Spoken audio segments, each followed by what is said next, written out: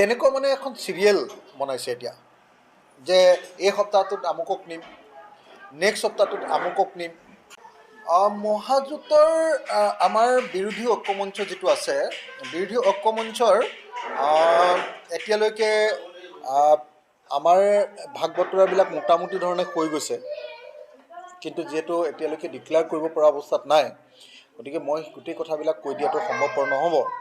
কিন্তু মই ভাবোঁ যে আমাৰ 16টা যি আমাৰ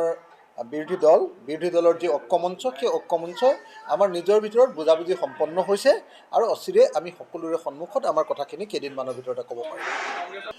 মানে বিজেপিয়ে এখন মানে যোধা আকবৰ চিৰিয়েলৰ নিচিনাকৈ,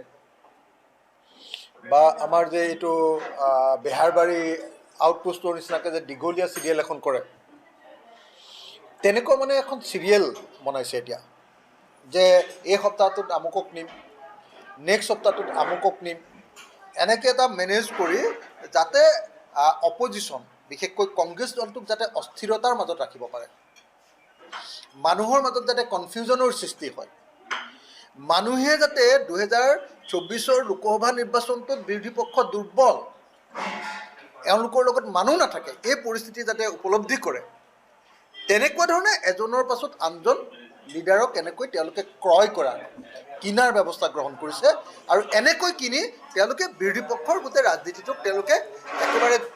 মানে ধূলিময় কৰি দিব খুজিছে। মানে মই ভাবোঁ যে এনেকৈ ৰাজনৈতিক দল এটাৰ পৰা কোনোবা যাব পাৰে, কিন্তু মানুহে এইটো কথা বুজি উঠিছে যে বিজেপিৰ নিচিনা এটা সাম্প্ৰদায়িক দললৈ যোৱা মানে তেওঁ আচলতে আমাৰ দেশৰ প্ৰতি যে দায়বদ্ধতা নাই, আমাৰ জাতিৰ প্ৰতি দায়বদ্ধতা নাই, সেই কথাবিলাক এতিয়া বুজি উঠিছে। সেইকাৰণে মই ভাবোঁ যে কংগ্ৰেছৰ পৰা এনেকৈ তেওঁলোকে নি থাকিব পাৰিব, কিন্তু বিৰোধী পক্ষক দুৰ্বল কৰিব নোৱাৰিব যদিহে আমি বিৰোধী পক্ষক সঠিকভাৱে ৰণকৌশল ৰচনা কৰিব পাৰোঁ নিৰ্বাচন। মহাজোঁটৰ আমাৰ বিৰোধী ঐক্যমঞ্চ যিটো আছে, বিৰোধী ঐক্যমঞ্চৰ এতিয়ালৈকে আমাৰ ভাগ বতৰাবিলাক মোটামুটি ধৰণে হৈ গৈছে, কিন্তু যিহেতু এতিয়ালৈকে ডিক্লেয়াৰ কৰিব পৰা অৱস্থাত নাই, গতিকে মই গোটেই কথাবিলাক কৈ দিয়াটো সম্ভৱপৰ নহ'ব।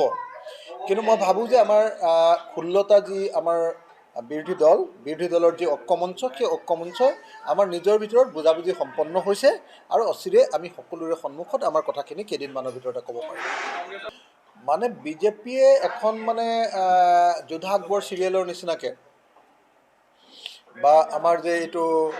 বেহাৰবাৰী আউটপোষ্টৰ নিচিনাকৈ যে দীঘলীয়া চিৰিয়েল এখন কৰে, তেনেকুৱা মানে এখন চিৰিয়েল বনাইছে এতিয়া যে এই সপ্তাহটোত আমুকক নিম, নেক্সট সপ্তাহটোত আমুকক নিম, এনেকৈ এটা মেনেজ কৰি যাতে অপজিশ্যন, বিশেষকৈ কংগ্ৰেছ দলটোক যাতে অস্থিৰতাৰ মাজত ৰাখিব পাৰে, মানুহৰ মাজত যাতে কনফিউজনৰ সৃষ্টি হয়, মানুহে যাতে 2024 লোকসভা নিৰ্বাচনটোত বিৰোধী পক্ষ দুৰ্বল, এওঁলোকৰ লগত মানুহ নাথাকে, এই পৰিস্থিতি যাতে উপলব্ধি কৰে,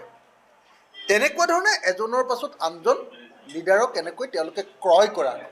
কিনাৰ ব্যৱস্থা গ্ৰহণ কৰিছে। আৰু এনেকৈ কিনি তেওঁলোকে বিৰোধী পক্ষৰ গোটেই ৰাজনীতিটোক তেওঁলোকে একেবাৰে